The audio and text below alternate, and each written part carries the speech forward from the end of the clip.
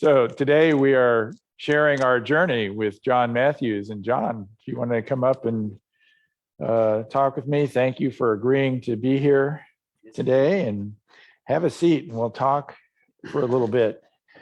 And I think what I want to start out with, John, is I want to talk about how the very first time I was here at the church, you took me over to a picture in Peabody Hall and showed me who Peabody Hall was named for, and started to give me a little bit of history of the church, which I really appreciate. But today, I really want to know about your history. So I wanted you to start with maybe, where did you grow up and how did you end up here? Well, first of all, I was in a coffee session. By the way, I was a Boy Scout, so I came prepared. Okay, good. Okay. But I was in a coffee session after one of the church services here, and I first met Linda Clever during that little coffee session. And I don't know what the topic was, but after she heard me speak for 30 seconds, she says, "You must be from the Middle West." And I said, "Oh, you're right. You're right. I was born in Chicago and lived in a little town, little suburb outside of Chicago, Villa Park, until World War II, when my dad started with Carnation Milk Company in Economowoc, Wisconsin, which is about 30 miles west of Milwaukee. And we were there during the World War II, and then right after World War II, Carnation moved us to Los Angeles, and I spent the last 3 years of high school in North Hollywood High School. Am I making too much noise? Yeah.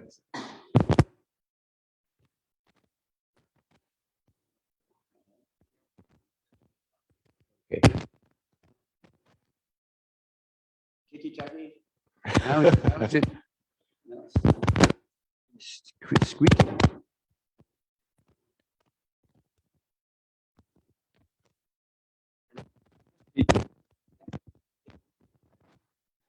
I think it's the microphone, not you. So Use a genuine microphone here, huh? Okay. And you're going to cut me off in the other one, right? Okay. Can you hear me now? Yeah. Yeah. Okay, good. Anyway, but all during high school and, well, actually before high school, up to high school, I used to spend my summers in, I had an uncle at a farm in Iowa, east of Des Moines, and another uncle who had a ranch out in eastern Montana. And so I'd go out there, and boy, did I learn a lot on those farming, working those farms and ranches during the summertime. And of course, I had a chance to be with my cousins, and that was a lot of fun. So that's where I'm from. Now, the other question was, how did I get up here to the Bay Area? Is that it? Okay. Well, it was during the Korean War. And as a high school student, we were just about to graduate. We had to sign up with a draft board. And I had been accepted to Stanford for the fall quarter of 1951. And they sent out a letter to about 450 fellows like me who were eligible to be drafted. And they said, rather than tell your draft board you were going to go to college, be in college. So I graduated high school on Friday. Mom and Dad put me in the car over the weekend, and we drove up here to Stanford.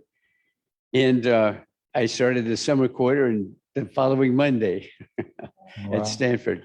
And so that's how I got up there. By the way, we left LA in the smoggy, and came up here in this clear air and said, "Hey, how about this?" Good stuff. So that's right, how I got up here to the Bay Area. And I've been here basically ever since, except for the 4 years I was in the Navy and the 2 years that we had assignment in Milan, Italy. Yeah. So tell me about your spiritual life, sort of leading up to that time, and when you came to Ladera Community Church. Well,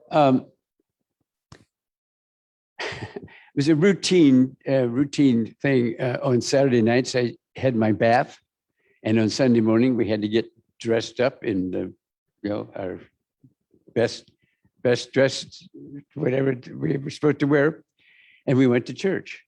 And in Economowoc, we went to a congregational church.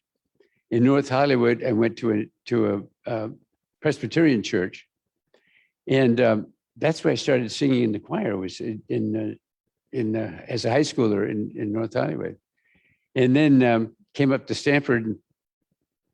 And during my undergraduate years, I sang in the Memorial Church choir there, and they claim they're how do they say it? Interdenominational, but they're kind of oriented toward Episcopal, I think is the way to say it. But anyway, so it's just part of me to come to church on Sunday mornings. It was built in. Built in. Yeah. Built in. Okay. So thinking about today, like, at this point in your life, what are the kinds of things that inspire you? The things that inspire you to come to church, or inspire any part of your life that you feel like is special, that makes you feel special? Well, I don't know about making me feel special. Well, actually, oops, let me get rid of my entanglement here.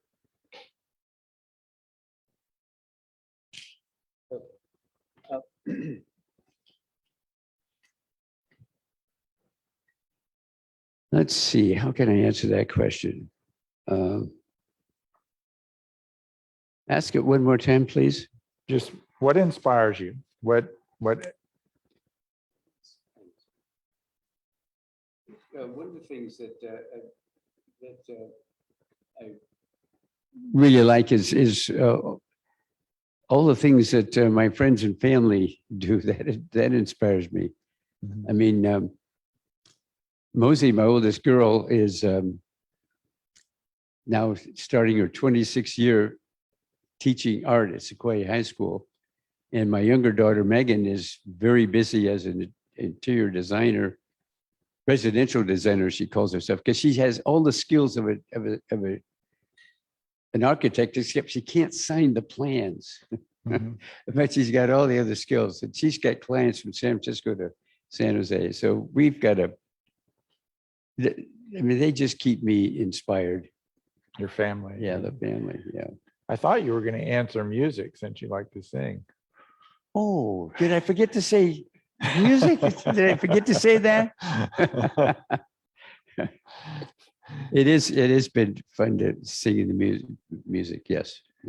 And I think one of the things that's fun for me is that when you gave me that history of Ladera Community Church, every single person you told me about, you told me their position in the choir, whether they were tenor, alto, bass, and how long they were in the choir and everything. So, well, I must say there is one thing that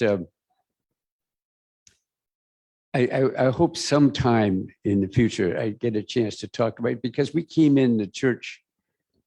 I've checked with Vanessa. We got here, we joined the church in 1961. But we were here at the time when the original founders, the architect, the builder, and the early members of this church were such interesting people. And just as a little teaser, the architect was Victor Thompson. And he found out somehow now that we were going to go to a trip to France. And he said, "Oh, you're going to France, so you've got to go to the Chartres Cathedral and see that beautiful stained glass." And by the way, I have the address and the name of the workshop where they repair and work on those stained glass. So when we went over to Chartres, we got there on a sunny day like this, and oh, God, it was so beautiful. And we then ended up going to the shop, and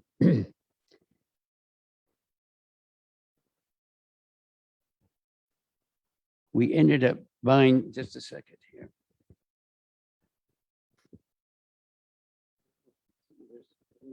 Oh, you can't see this. I'll hold Oh, hold it up. Right, Yeah. see if we can And, see and more. I've got a flashlight here. Let's just get this light going here. Don't know if that's any better. Let's just try this. Turn on the light. Well, used to work. Go ahead, you got it, Where's the flashlight? what you did earlier. Okay, Oh, I don't know what's going on here. Okay, forget about it. And I'll do that. we'll try. But anyway, beautiful stained glass. From the chart. I think and- that gets the light through, right? Thanks to Victor Thompson. So that's just one of the many stories that about the early members here in this church. So And I hope 60, someday we'll get a chance to talk about. And then Nancy and Jane and so many others who were here at the same time would So also be able to add to only this. 60 years, Only. only 60 years here at Ladera Community Church. So I know that I did tell John that, you know, we could have a time where we could talk more about the history and the people and everything like that. We only had a shorter time this morning, but over that time, can you just think of two things that really stand out about Ladera Community Church, that just two events that stand out in your memory of those 60 years? Well, first of all, I'm thinking about the Westridge property that we had here, which we first bought. Mrs. Crittenden was a tiny little lady who said, "We need to buy that property." So we did. But it was the manse for a while, and then we ended up selling it, and then that ended up being part of our endowment and so forth. So that was a good thing that happened. And then I think the other thing that was so nice is that cottage that's out here. Right after the Vietnamese War, we had this Hmong family come in and live in this cottage, and many people of the congregation helped them adjust to being Americans, you know, and that was a terrific thing that we did. Both of those are, it's interesting how both of those things still have threads today with things that we're talking about doing, about Yeah. whether it's affordable housing or redoing the cottage or Right. something like Now, that. the other thing that I'm disappointed in is that the preschool dissolved, because that was a great service that we had to the community. And it also attracted a lot of people to the church as well. I'm And I sorry think, that we had to Again, lose that. something we're going to work on here, hopefully in the next year.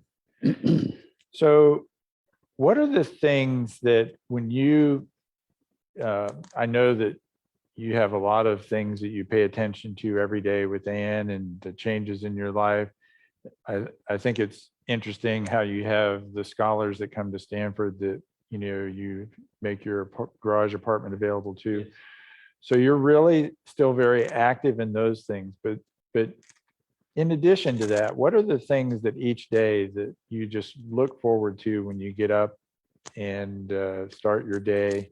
Sort of that last question that I had there. What do you look forward to each day these days? Well, waking up is one of them.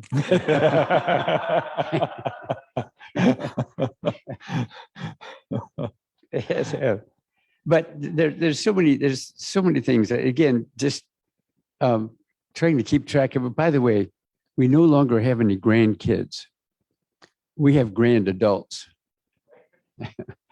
Sienna's turned 21 and Maya's 18, and they're both seniors in their respective schools. And boy, keeping up with them. Poor Maya had to go up to Tahoe to take the SAT test. I mean, it's so crazy. And Sienna is busy doing interesting projects as in San Luis Obispo, you know, at Cal Poly. So trying to keep up and just keeping ahead of what they're doing and keeping track of friends. And I take Zoom classes and all that kind of stuff. So that this just keeps me busy. Well, one of the things that I really appreciate about you, John, is that every time we do something, you show up in some way, either at the Tuesday spiritual growth and transformation group, or whether it's a choir, or just being down here and being so involved. And I think that Ladera Community Church would not be Ladera Community Church without you and Ann. Thank you. So Appreciate thank it. you so much for Thank you. sharing with us. Yes.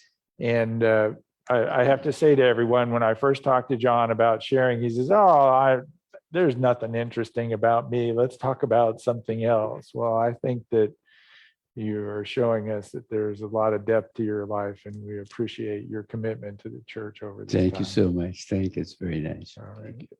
Thank you.